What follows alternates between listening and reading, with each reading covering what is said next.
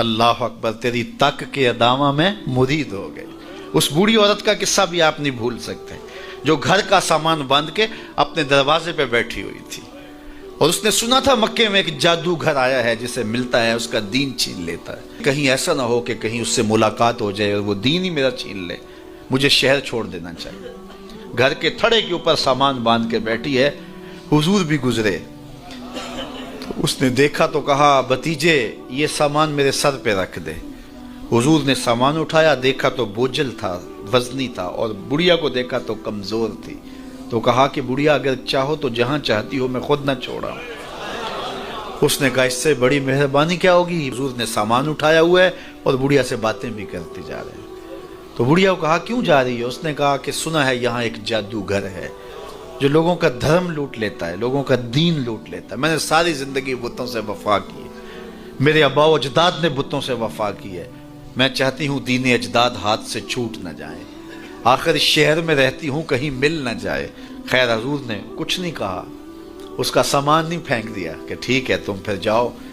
سامان اس کا اٹھایا اور جہاں تک اس نے جانا تھا سامان پہنچایا، سامان سپرد کر کے واپس پلٹنے لگے تو اس نے کہا بچے اپنا نام تو بتا دے، لوگ کہیں گے کہ مکہ چھوڑ آئی ہو تو بتاؤں گی ایک جادوگر کے دکھ سے چھوڑ آئی ہوں، تو وہ کتنا برا بھلا کہیں گے شہر مکہ کو کہ جس مکہ سے لوگ نقل مکانی کرنے پہ مجبور ہو گئے، تو میں انہیں یہ بھی بتاؤں گی کہ جس مکے میں جادوگر رہتا ہے اتنا اچھا نوجوان بھی رہتا ہے، تو تیرا نام لیا کروں گی، تیرے قصیدے پڑھا کروں گی۔ تو حضور علیہ السلام مسکرا پڑے، کہا بڑھیا جس جادوگر سے بھاگ کے آئی ہے وہ تیرے سامنے کھڑا ہے۔ اس نے کہا سچ سے آپ ہی محمد ہیں؟ حضور نے فرمایا نام میرا یہی ہے۔ تو اس نے کہا پھر آپ کا جادو میرے پہ چل گیا ہے۔ اللہ اکبر، تیری تک کے ادامہ میں مرید ہو گئے۔ لوگوں کی خدمت کریں، بوڑھوں کے کام آئیں، دکھیوں کے کام آئیں، مصیبت زدہ کے کام آئیں۔ حضور یتیم ہو کے یتیم پرور تھے، لاچاروں کی مدد کرتے، لوگوں کے گھروں میں پانی بھر کے دے دیتے، اور دکھیوں کے کام آ جاتے اور مصیبت زدوں کے کام آ جاتے۔ تو حضور سے پیار کرنے والوں، امت میں آپس میں حسد نہ پھیلاؤ، بغض نہ کرو، نفرتوں کے پہاڑ کھڑے نہ کرو، ایک دوسرے سے پیار کرو، جڑو، امت وحدہ بنے، اور اپنے ماحول کو، اپنی معاشرت کو ایک خوبصورت معاشرت کا رنگ دو، اور اپنی زندگی کو حضور کے نام کر دو۔ حضور علیہ السلام کی محبت سے معاشرے کے دکھ جو ہیں وہ سمیٹے جا سکتے ہیں۔ آقا کریم علیہ السلام نے محبت سے ہی معاشرت کو جو ہے وہ اپنے قریب کیا، اور لوگ ایمان کی دولت سے مالا مال ہو گئے۔ وہ ایک بچہ آیا نا اپنی ماں کے لیے لباس لینے کے لیے، اور پہلے وہ گیا اپنے چچا کے پاس، اس کی ماں بیوہ تھی اور اس کا لباس پھٹ گیا تھا، اور وہ اپنے چچا کے پاس گیا تو اس نے دتکار دیا۔ ماں نے اس کو روکا تھا بیٹا نہ جانا، لیکن اس نے کہا کہ تیرے بدن کے اوپر جو لباس ہے وہ بھی پھٹ گیا ہے اور جگہ جگہ سے جسم جھلک رہا ہے، تو میں اپنے چچا سے آپ کے لیے لباس لے کے آتا ہوں۔ پھر جو رویہ اس نے اختیار کیا تو واپس روتا ہوا آ رہا تھا، تو کسی نے راستے نے پوچھا کہ کیا ماجرا ہوا؟ اس نے کہا چچا کے پاس گیا تھا ماں کے لیے لباس لینے، اس نے تو لا کے بھیج دیا۔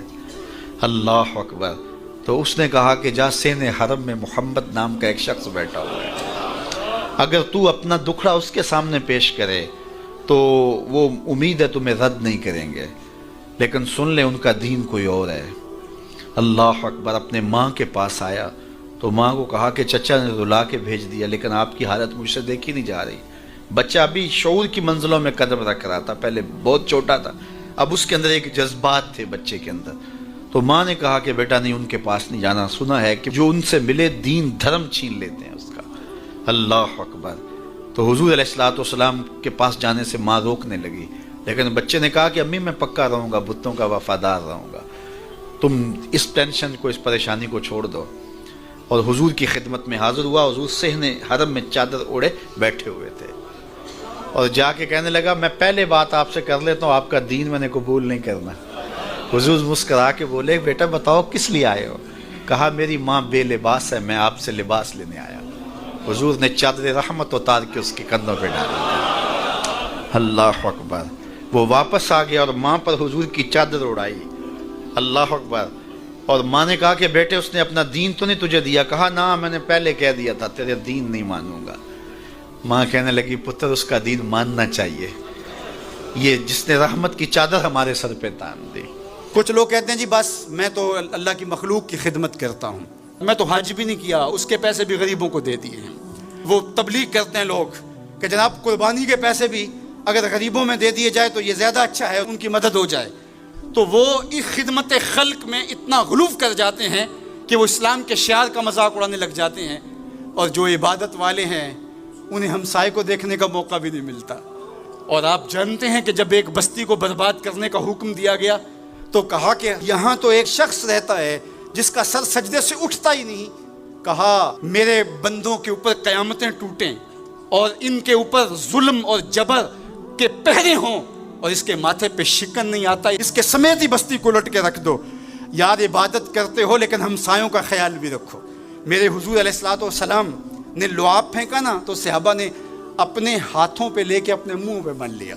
آپ نے عشق اور محبت کی لوک داستانیں بڑی سنی ہوں گی، لوگوں نے نہریں بھی کھودی، لوگوں نے محبوبوں کے لیے کیا کچھ نہیں کیا، لیکن آج تک آپ کو ایسا نہیں ملا ہوگا کسی محب نے محبوب کا لعاب بھی چاٹا ہو۔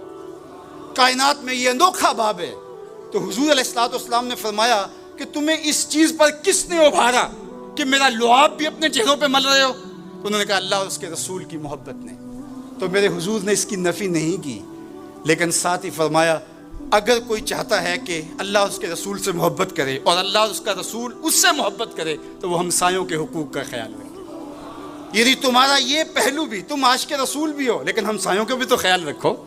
تمہارے گھر پہ جھنڈا تو لگا ہے حضور کے میلاد کا، لیکن اگر ہمسایوں کے گھر میں اندھیرا ہے تو یار اپنے گھر میں اس سال اگر چراغاں نہیں کر سکے، غریب ہمسائے کا میٹر کٹ گیا اس کا بل دے دو، آمنہ کا لال زیادہ خوش ہوگا، میلاد والا رسول زیادہ خوش ہوگا۔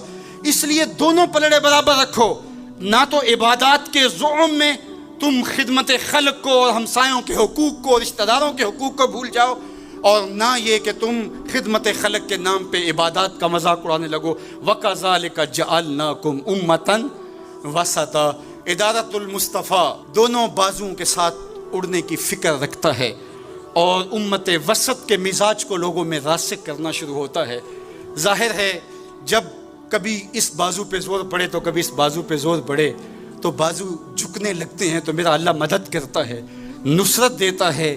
تو کبھی ہمارے کسی بازو پہ فتویٰ بھی آ کے جو ہے وہ زور ڈالتا ہے، کبھی کسی فتوے کا میزائل لگتا ہے، لیکن ہم تو بلے شاہ کی بولی میں کہتے ہیں بلیا لوکی تینوں کافر کافر آکھن تو آہو آہو آکھ۔ ہمارا کام الجھنا تھوڑا ہے، ہم نے تو آگے بڑھتے ہی چلے جانا ہے، اور ہماری منزل تو مدینہ ہے، ہم نے تو اس کی طرف عازم سفر رہنا ہے۔ ادارت المصطفیٰ ایک فکر کا نام ہے، اور وہ فکر جو مدینے کی ضیاؤں سے پھوٹتی ہے، گنبد خضرا کے جمال کی روشنی ہے، اور وہ مصطفی نہیں ہو سکتا جس کے دونوں بازو میں سے ایک بازو شل ہو۔ حضور کی امت سے جس کو پیار نہیں ہے، حضور کی امت سے جس کو محبت نہیں ہے، حضور کی محبتوں کا کبھی بھی